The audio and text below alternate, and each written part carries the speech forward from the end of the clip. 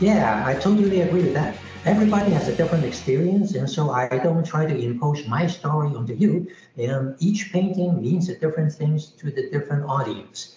And the beauty of it is somewhere in there, there is a match. Hey Islanders, and welcome to episode 142 of the Camano Voice.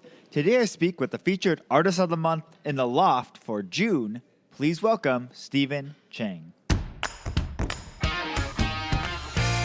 Hi, I'm Brandon Erickson, and you're listening to the Camano Voice podcast, where I interview local business owners, comedians, singers, and more. I dive into their backstory to find out how they got where they are, what are some of the tips for you to do the same, and find out where they are going. Tune in every week as I interview more of the people you see every day. Hey Islanders, and welcome to another episode of the Camano Voice, where we release a new episode every Tuesday. How's your guys' week going? Hope it's a good week for you. Let's see, what's happened this week for me?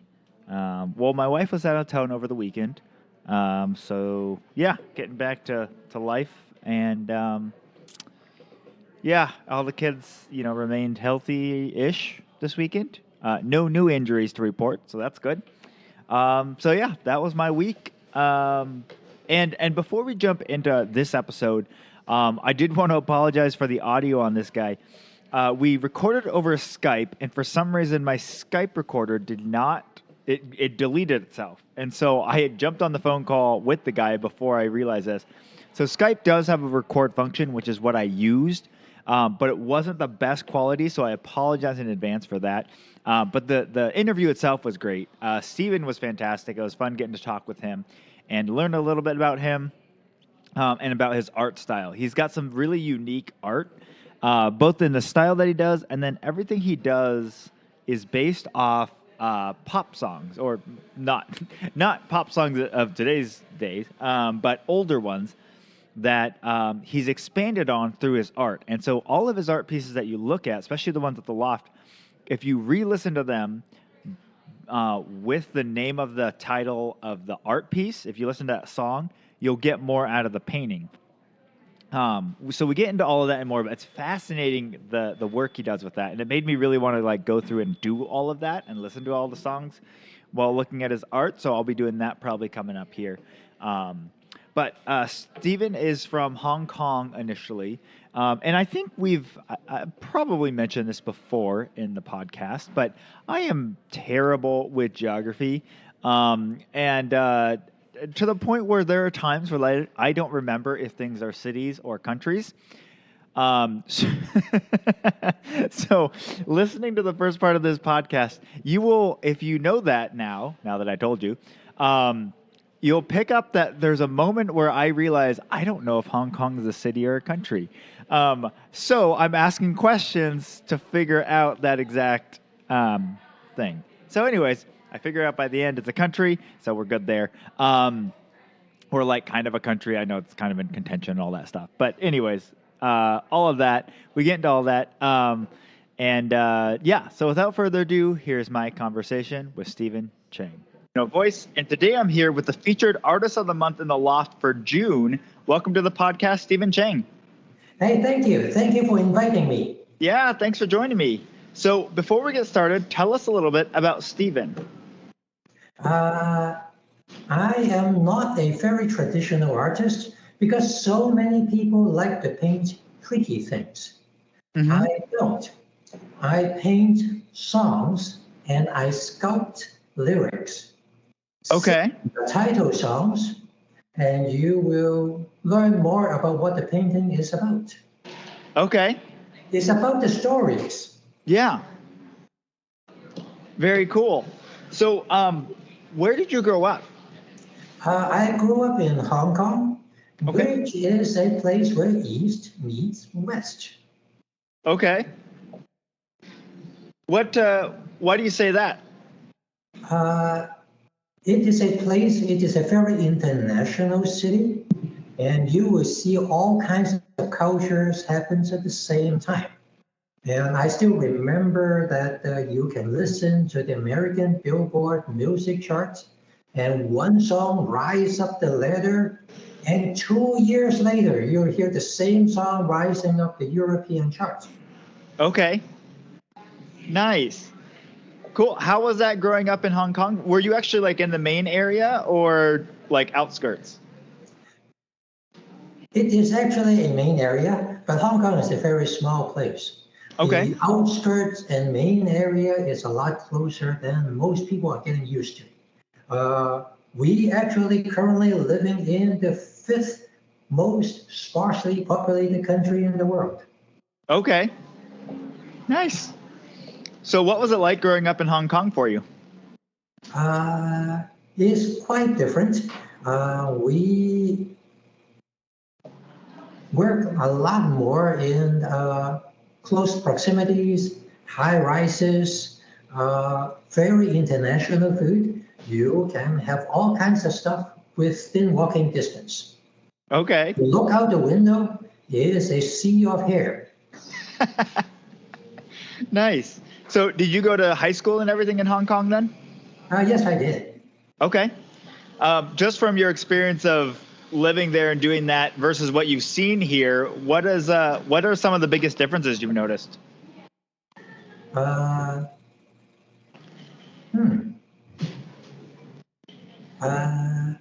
That I wouldn't be able to tell you, or maybe I'm not able to voice that in a couple of sentences. Okay. There's a lot of similarities and there's a lot of differences. Okay. Nice.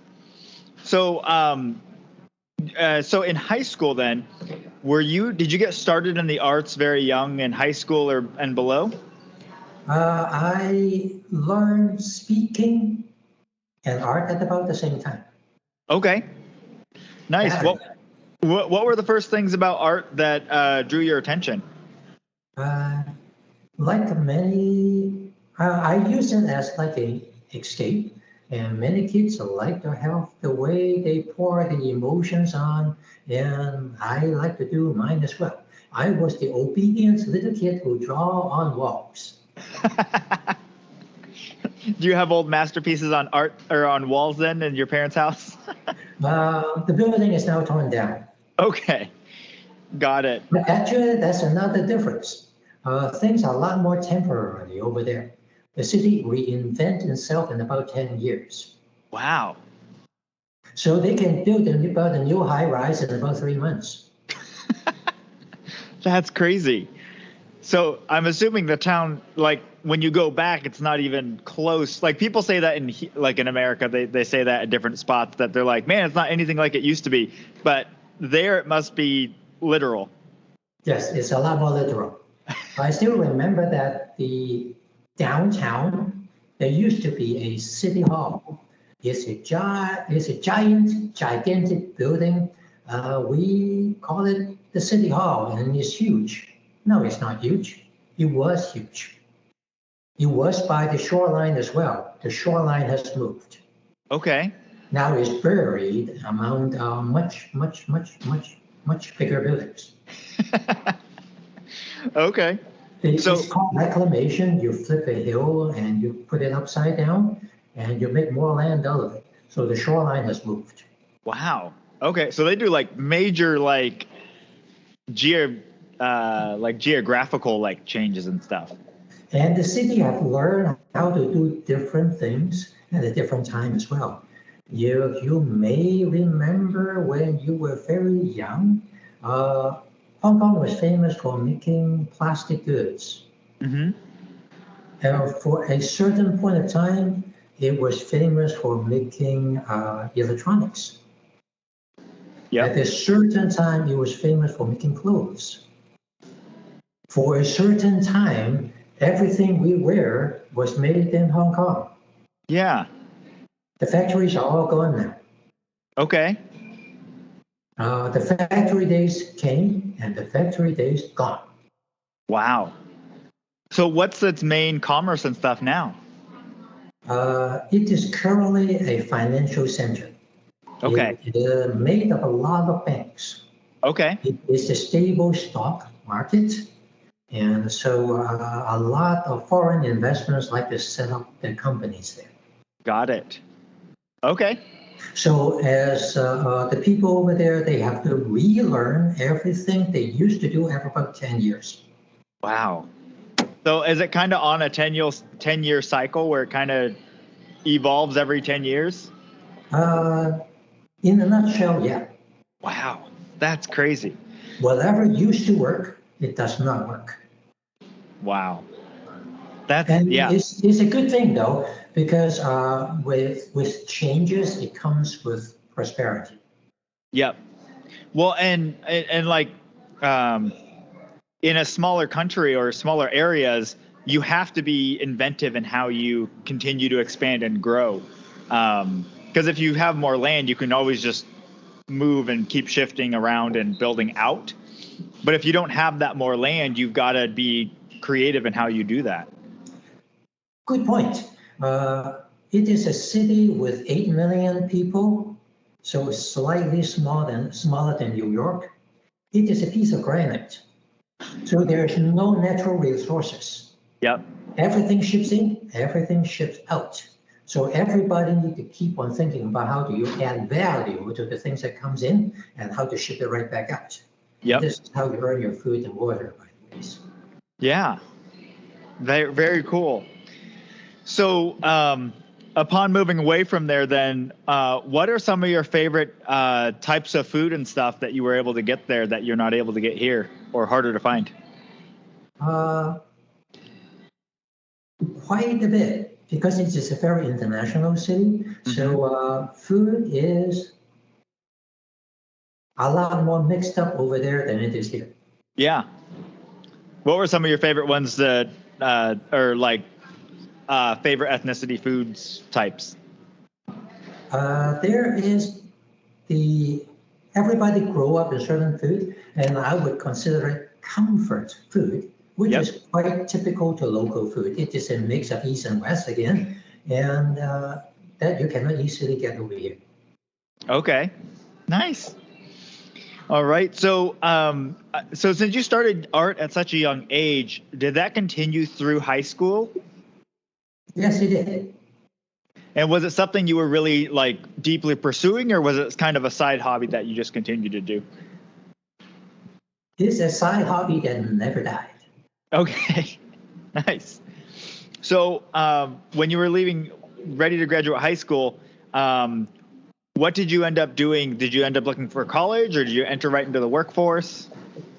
I did go to college, and so I went to school at Washington. I went to school at Stanford, and I also went to school in Michigan. Wow. Okay. So when you were applying for schools, did you end up, I'm assuming you came over on like a student visa and stuff? No, I was an immigrant. Oh, okay. Nice. And so like many immigrants do, you ace the math test and you sign your name correctly on the English test. So what kind of led you to the different schools? What was attracting you to each one of those? It was a practicality choice because I aced the math test and I signed my name correctly on the English test. I was stuck onto the science field. Okay. Because math is the international language, and that worked for me, at least at that time. Okay. So what was your actual degree in then? I had a degree, I have a bachelor in engineering, I have a master's in engineering, and I have a master's in business administration. Wow. Wow, you've done quite a bit then. Yeah, I did. But interestingly, my first job was designing cars in Detroit, and that's where the art part comes back in. Okay, very cool. What was, where did you end up going after school then? Detroit. Designing cars. Got it. Nice. And how, with that, did you feel like you were able to combine your kind of artistic side, or did you feel more boxed in because, you know, you're with a bigger company and stuff? Yeah, you get boxed in because everybody is a cog in the wheel. Yes. Nice. It's a really big wheel. Yeah. A very big wheel for some. About a third of a million people. Okay. That's how big the company was. Okay. Got it. So how long did you work with the company then? For about 5 years. Okay. Nice. What kind of had you transition away from there? I finished my degree in business administration, and people were knocking on the doors. Okay. So where'd you go from there then? Houston, management consulting. Okay. Nice. How long were you with that company? For about a couple of years. Okay. Nice. So then you kind of kept transitioning as you kept doing these different things and working in these other companies. Were you still doing art on the side during this time? Yes, I was. Everywhere I go, I attend to the local art school. Oh, okay. I attended quite a few. Got it. So what were the different types of art that you practiced as you were going through these different schools? I have, growing up in Asia, I know some Sunni art. I did some drawing. I still remember my first art teacher was teaching how to draw from life. And you would draw a still life and he would take it over to the actual subject and he's going to tell me I'm half of an inch off. Okay. In retrospect, it was a bad thing. Yeah. Because it teaches you how to be accurate. It teaches you on the accounting skills. It did not teach me on the art skills. Right. But, well, we all start somewhere. Yep. So I did some drawing. I am also transitioned into watercolor. As watercolor and Oriental art, they are actually very similar in techniques. Okay. I moved on into oil and I moved on into sculptures. Okay. Nice. So in your studio currently is oil on canvas. Okay. So with the as you've evolved through your art paths, have you blended the different whether that's the style or techniques and stuff as you've evolved your art over time? Have you blended like the watercolor, oil, and sculpture, each one teaching kind of a different aspect of art? Yes, they do. And there's still a little bit of each other showing up in the artwork. Okay. For me, is the many layers of thin washes that are showing up in my oil painting. Usually oil painters don't do that. They lay it on thick. Okay. Thin layers come from the watercolor mediums. Got it. What does the thin layering do versus the thick layer? The thick layer, you have a more sculptural feel. The color is more intense. The thin layers, you have gotten more layerings and you have more complexity in the artwork, but the resulting colors is more muted. Okay. Yeah, I've noticed in looking at your paintings that you have up here, they have this, like, it's a different look that I've seen from, at least I'm not super experienced in art, but from the art that I've seen, it's very different from what I've seen in the past. Is that due to that thin layering? I think so, but it's also that my artwork is not about colors, it's not about beauty, it's about stories. There is more to it, and if you sing the title songs, the song will help you with the guidance, and also you can relate to your own experience and put yourself into the paintings. There is a story or there's a metaphor to each one of them. Okay. So where did that start for you? When did you start kind of deciding that you were going to put painting to song or songs to painting? That I have no idea. Maybe about 20 years ago or maybe about 15 years ago. It was a long while ago. Okay. What kind of led you in that way? Art has always been a childhood escape for me. So I have been telling stories since the beginning of time. So it is not like there is a change. Okay. Nice. So what are, how do you, talk us through one of your paintings that you have. Tell us the name of the painting and then how you kind of blended that into the painting itself. The biggest painting on your wall is, I think it's an elephant with a little girl. Okay. And it is titled Africa by Toto. Remember the singer called Toto? They sang a song called Africa. Yeah. It's a song in the 1980s. It's an old song by now, but it stays on the ringtone of many people. I have met people who actually have got that song as a ringtone on their phone. Yep. The singer sings about a fantasized version of Africa. Okay. They actually have never been there. I have. And so many people see it as a song for freedom. They actually have not. You have got to go read it. There are multiple interpretations of that song. Okay. I am not going to get into what I think that he is thinking about. It's a little bit beeping. It is not a childhood-friendly song. Okay. As many people think that they are, but that's my interpretation. Yeah. And there is a line of lyrics that sings about, we got to do some of the things we never had. And actually, I paint is an elephant inviting a girl to dance. Oh, okay. Very nice.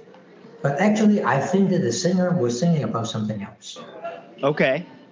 But to me, it was talking about how the relationship between the elephant and the girl, and in a way that, in retrospect, as the world evolved, and with the Ukrainian fiasco going on at the same time, Yeah. it suddenly meant slightly different than now how I originally had it started. Yeah. Now I see it as you can be big, you can be strong, but you don't have to be a bully. Yeah. So the meaning of the song in my head, it actually changes over time just because of what's going on in the other side of the world. Yeah.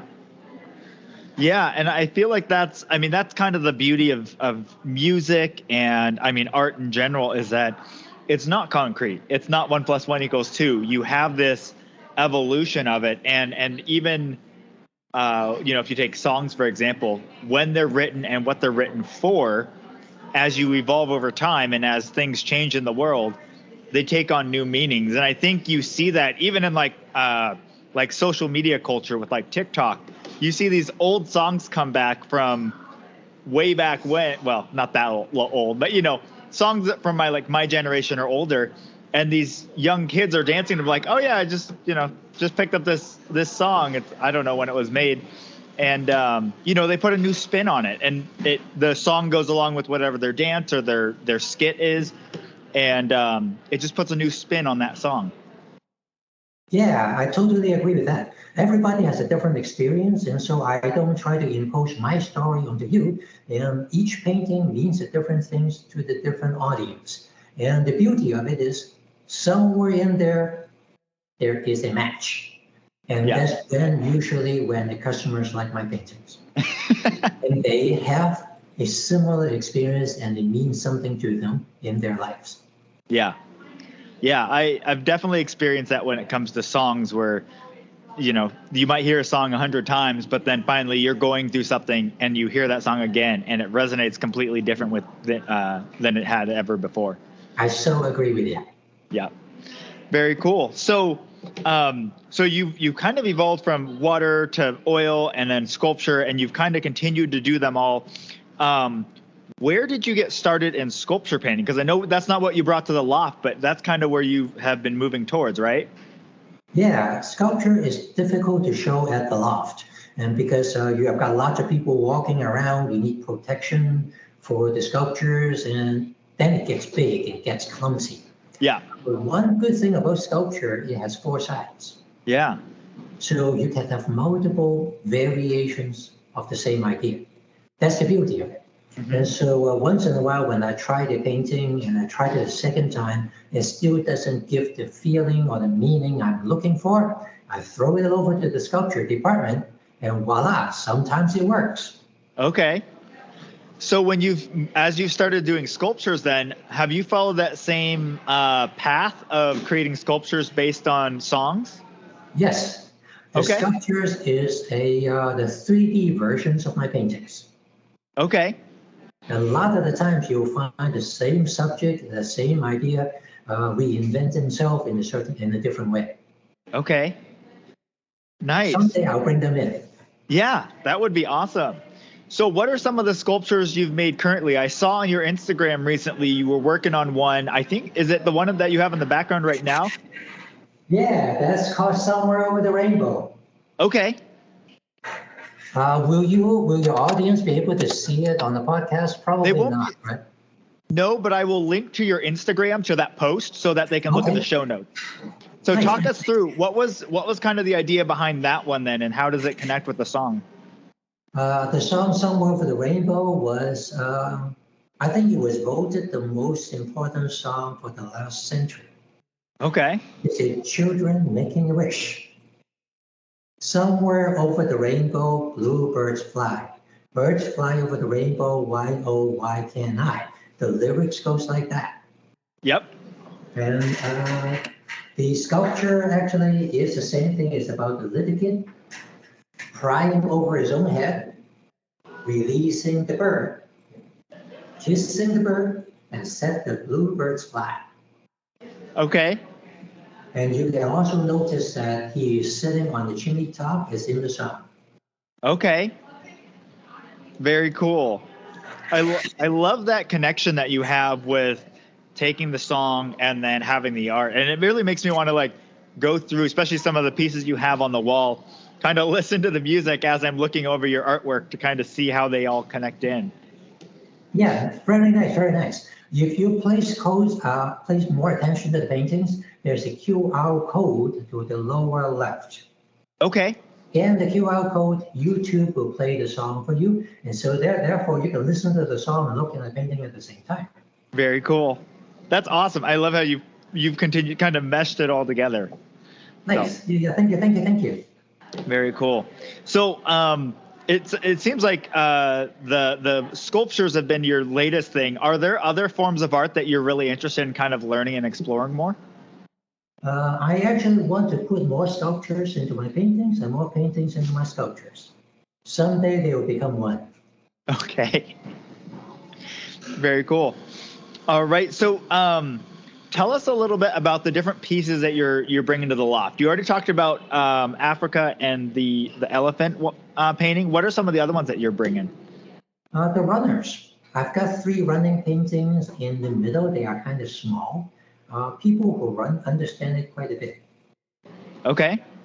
For example, one is a quote by Jimi Hendrix. If I'm free, I'm always running. Yep. And there is a piece called I Will Make It.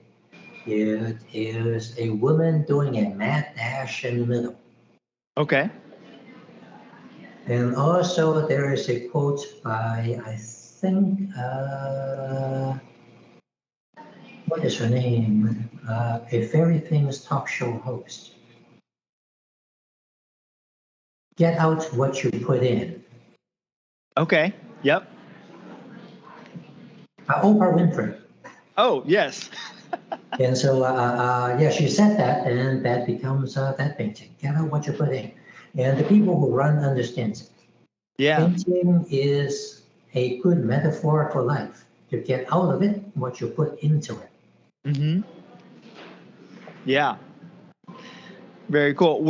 Do you have a couple other paintings up there as well, right? Let me think. I've got some journals, I've got some calendars, and I think I've got some note cards as well on your wall. Okay, got it. Very cool. So yeah, for listeners, Stephen Cheng's artwork is going to be up through the 3rd week in June. So be sure to stop in and check that out if you haven't seen it already. It's definitely unique in the sense of it's. And Lydia does such a great job of curating the featured artist of the month. And I feel like every one of them brings something a little different to the table. And yours, you've mentioned that thin layering and then the story element behind each of the paintings has just made that really come alive. And so that's really cool. I'm really excited about your art that you have up here. Thank you very much for inviting me. Lydia is super. Yeah, Lydia is super. I love Lydia. Yes. Go check out her artwork as well. Yes, for sure. All right. Well, I like to end every podcast with some rapid fire questions. Okay. The first one is, what purchase of $100 or less have you enjoyed the most in the last 3 months? In the last 3 months, actually just a tour into the country. Okay. It costs nothing. All right. Who is the most influential person outside of your family in your life? Gosh. Influential person. Sorry, I'm drawing a blank. That's all right. I always think like people might have either mentors or they might have even like people that they haven't actually met, but just authors or things like that you've read, or maybe other artists that you've followed that have really inspired some of your work. Yeah, my favorite artists change over time. Okay, nice. All right, this is a fill in the blank question. I know this is weird, but I've always wanted to blank. Skydiving. Yes. Well, you are able to do that around here, so. Yes. All right. Who is an interesting or fascinating person that I should interview next? Oh. Lydia. Okay. I've interviewed Lydia before, and actually she's come on for a few different podcasts of mine as well, which has been good. Goodness. But no, that's good. All right. And lastly, what piece of advice would you give your 20-year-old self? Have more patience. Okay. All right. Well, thank you so much for joining me on the podcast today. Hey, thank you. Thank you for inviting me. Yeah, for sure. And Islanders, I will talk to you on the next one. Okay. Have a good day. Yep, you're good. Let me figure out how to stop. Well, a big thank you to Stephen Cheng for joining me on the podcast today, and thank you for listening. Be sure to stop by the Loft before his artwork is gone. It'll be gone, I think, the third week in June, so be sure to stop by before then. And for more information on this episode, you can go to camanocommons.com/podcast. That's camanocommons.com/podcast. And be sure to check out the show notes. I'll link to everything that we talked about, especially that Instagram post where we talk about his sculpture. I want you guys to be able to see that and kind of the idea behind all of that we talked about. So do that, and I will see you guys on the next one.